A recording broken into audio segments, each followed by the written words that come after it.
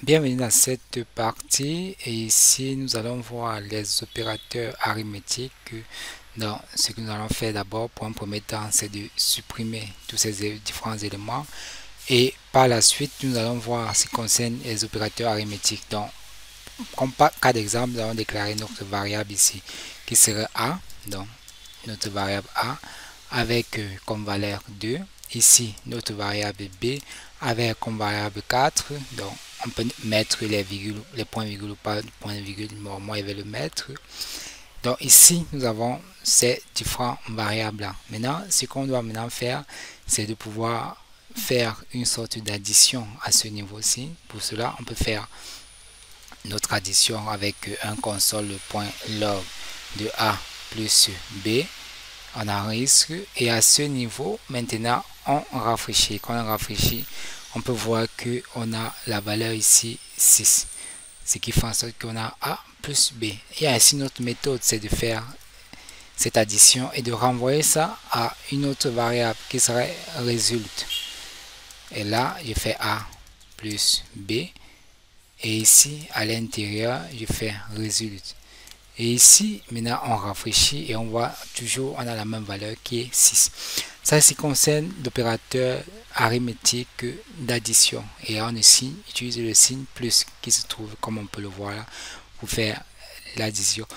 Donc, après, maintenant, nous allons faire ce qu'on appelle utiliser l'opérateur arithmétique de soustraction. Donc, pour cela, on va mettre ici une valeur, ce serait 20. Et ici, on va faire A moins b. On va voir le résultat.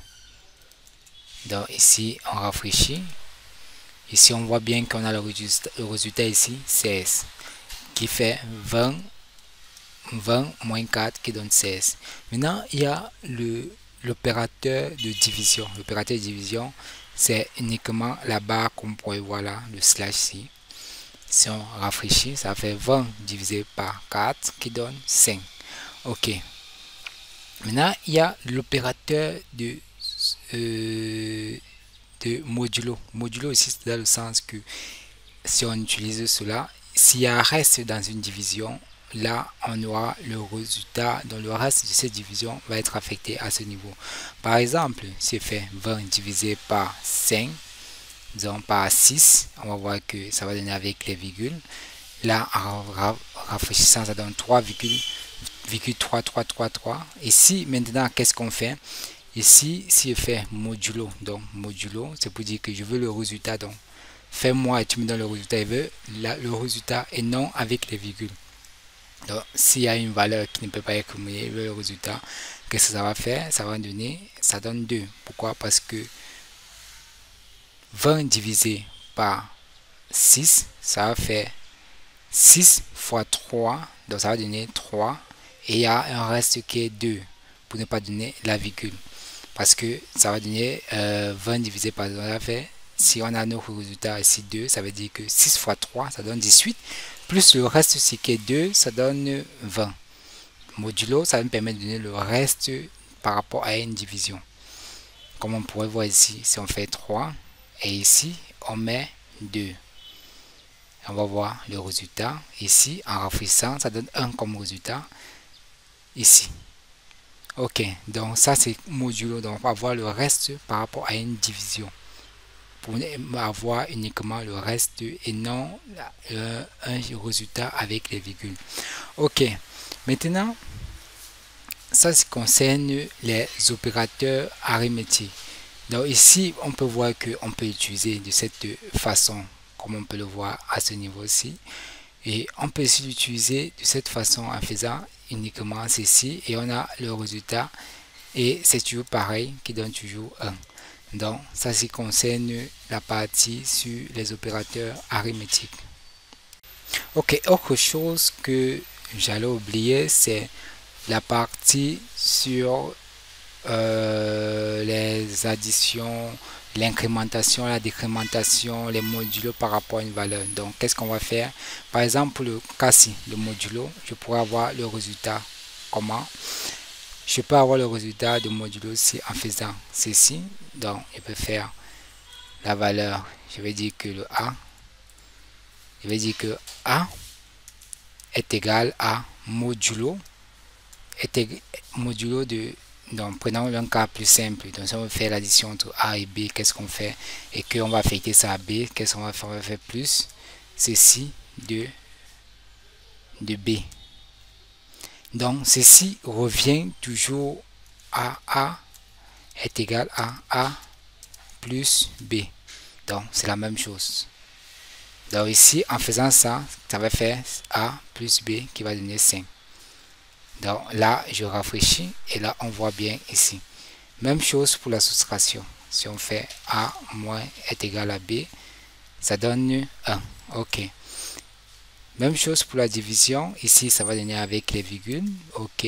Qui est 1,5. Donc 3 divisé par 2, 1,5. Et ici, modulo. Si on donne, ça va donner 1. Ok, maintenant pour l'incrémentation. Donc ici, je vais vous présenter ici en quelque sorte par rapport à l'incrémentation qui peut vous être utile. Donc ici, pour l'incrémentation, je pourrais dire que si par exemple j'ai mis A qui est égal à ceci, je peux mettre A 2 points, A plus plus, ça va faire l'incrémentation, ça va passer à 4. Ok, là je rafraîchis, ça donne 4. Ok, maintenant si je fais pour la décrémentation, c'est le fait de soustraire un élément et on voit bien que ça quitte de 3 à 2. Si je fais encore pareil, ça va quitter maintenant de 2 à 1 et ça va afficher 1 ici. Vous voyez bien, ok. Donc ça c'est la décrémentation. Maintenant il y a ce qu'on appelle aussi, je vais prendre un cas de l'incrémentation, je prends le cas de ceci. Si je fais ceci, qu'est-ce que ça va faire? Et j'affiche le résultat de A et j'affiche le résultat de résultat. Ok. Là, j'affiche, ça donne 4, 4. Ok. Ici, là, on voit bien que ça affiche le résultat. Mais si je fais plutôt ceci, ici, ça vous donne quoi? Ça donne 4 et ensuite ici, ça donne 3. Pourquoi? Parce que ceci fait en sorte que l'élément ci, ça va prendre d'abord la valeur de A avant de pouvoir l'incrémenter. Comme on peut le voir là. Donc ici, ça affecte d'abord la valeur de A avant d'incrémenter. Donc ce qui fait en sorte que A va normalement être incrémenté, mais le résultat va d'abord prendre la valeur de A avant que ça va incrémenter. Donc ce qui est différent de si on utilise le plus comme ceci. Vous voyez que là, ça incrémente d'abord avant de prendre la valeur de A. Vous voyez? Maintenant, si on fait ceci, ça prend d'abord la valeur de A avant d'incrémenter A. Donc, résultat prend d'abord la valeur de A qui est 3 avant d'incrémenter maintenant A qui devient maintenant 4. Et ce qui fait en sorte que nous avons maintenant la valeur 4 et 3. Ok. Maintenant, nous avons aussi, c'est pareil pour la soustraction. Donc ici, décrémentation. Ici, ça décrémente. Donc de 2, ça prend d'abord la valeur de A qui est 3 et ça décrémente A qui sera maintenant 2. 2 ici, c'est 2 et 3. Ok. Maintenant, si on inverse pareillement, ce serait toujours pareil. Ce serait toujours 2, 2. Pourquoi? Parce que ça décrémente d'abord avant de prendre la valeur de A pour résultat. Et A ici a été décrémenté. Donc, c'est cette nuance-là que je voulais apporter comme précision. Donc, on va se voir par la suite pour les opérateurs logiques en JavaScript.